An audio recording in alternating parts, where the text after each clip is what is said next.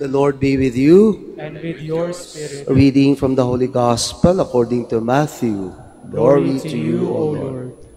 On that day, Jesus went out of the house and sat down by the sea. Such large crowds gathered around him that he got into a boat and sat down, and the whole crowd stood along the shore. And he spoke to them at length in parables, saying, A sower went out to sow, and as he sowed, some seed fell on the path, and birds came and ate it up. Some fell on rocky ground, where it had little soil. It sprung up at once, because the soil was not deep. And when the sun rose, it was scorched, and it withered for lack of roots. Some seed fell among thorns, and the thorns grew up and choked it. But some seed fell on rich soil and produced fruit, 100 or 60 or 30-fold. Whoever has ears ought to hear. Brothers and sisters, the Gospel of the Lord. Praise to you, Lord Jesus Christ. Please be seated. Minsan sa pagpasok ko sa aking office sa parokya, narinig ko yung ingay ng mga katekista, nagkakantsawan, nagtatawanan. Katabi lang ng office ko ang kanilang office, kaya pinuntahan ko. Naging curious ako. At doon nakita ko isang katekistang bata, bago pa lang na umiiyak. Grabe iyak niya. Sabi ko, ano nangyari? Between sobs, umiiyak siya. Sabi niya, Father, di ko alam kung ako may problema. Kasi po kahapon, Father, pagpunta ko ng school, yung mga estudyante ko ay pauwi na at nagmamadaling umuwi. Ang masakit pa doon, Father, sabi nila sa akin, Bye, Mom. Yun po yung oras na magtuturo ako.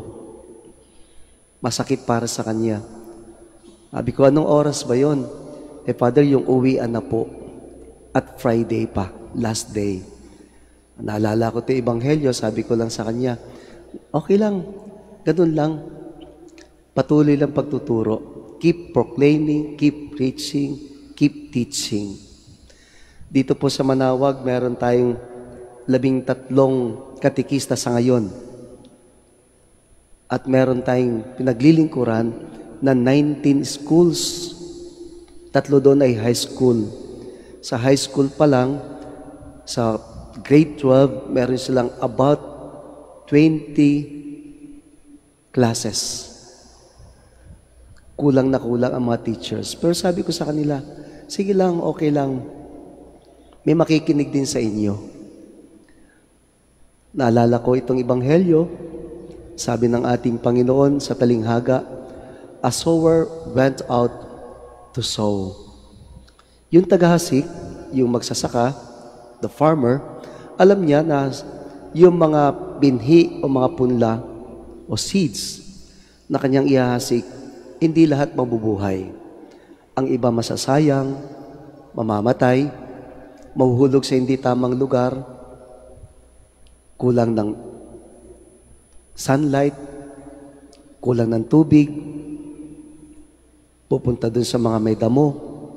But still, the farmer does not lose hope. He is never discouraged. Umaasa pa rin na kahit papaano, may mga punla na magbubunga, tutubo, at magkakaroon ng ani.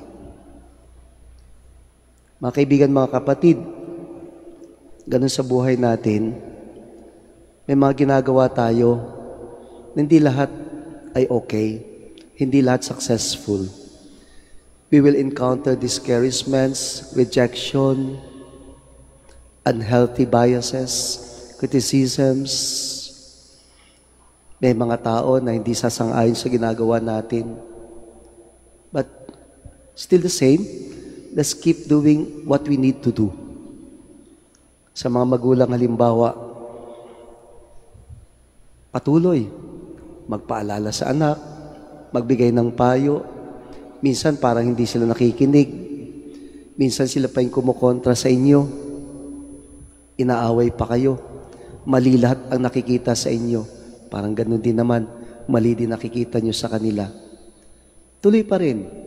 Tuloy ang paggawa ng kabutihan. Paghahasik ng kabutihan sa mga anak. Meron akong kakilala na alam ko buong buhay niya. Napakasalbahe talagang black sheep. Pero nung mamatay yung nanay niya, di namin inaasahan, di ko personally inaasahan na sobrang pasasalamat sa nanay niya. There is a soft spot in his heart ng batang ito. Naalala yung mga sinabi ng nanay niya. Akala ko bingi lang siya. Matigas ang kalooban. Merong bahagi ng puso. A good soil in his heart that still listens to a mother. Sa mga nagtatrabaho sa pamahalaan, nagpupumilit, nagsusumikap, maging honest, maging tapat, kahit siguro ang daming tukso. Keep doing it. Keep sowing a good service, kindness to people. Kahit patikusin, kahit ayawan tayo, takbuhan. Kami mga pari, we preach almost every day in our masses. Di naman siguro lahat nakikinig. Di naman siguro lahat umiintindi. Hindi naman siguro lahat may pagbabago sa buhay. We're hoping. You never get discouraged o nadismaya. Because the Lord is still doing it for us. Just like Jesus as the sower, He never loses hope in us. Kung ano po ang uri ng lupa na meron tayo, ang Panginoon umaasa pa rin sa atin. Finally, sabi ko doon sa katekista, huwag mo na lang personalin, trabaho lang. Just do what you ought to do. Ganun tayo mga kapatid. Huwag tayo ma-discourage, madismaya, ma-disappoint. It's the work of the Lord. Kung ano yung ginagawa nating kabutihan, tuloy lang. Para sa Panginoon, kung kaya, walang personalan.